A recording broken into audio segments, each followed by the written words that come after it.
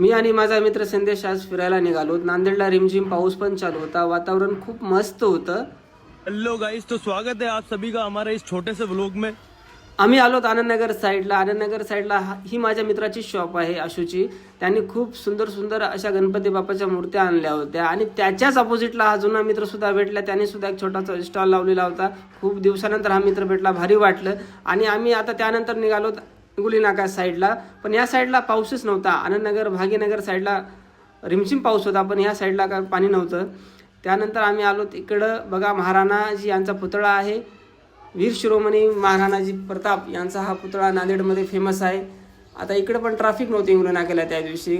मग त्या साईडला सुद्धा काय गणपती बाप्पांचे स्टॉल लागले होते छोटे मोठे. त्याच्या अनेक विविध प्रकारच्या मूर्त्या होत्या, डिझाईनच्या. खूप सुंदर सुंदर मूर्त्या आम्ही बघितल्या. आता बघा या साईडला बघा आभाळ कसं मस्त दिसतंय. तर मित्रांनो, आजचा व्हिडिओ ब्लॉग मी इथेच समाप्त करतो. भेटू आपण आता पुढच्या ब्लॉगमध्ये. Bye bye, Tata.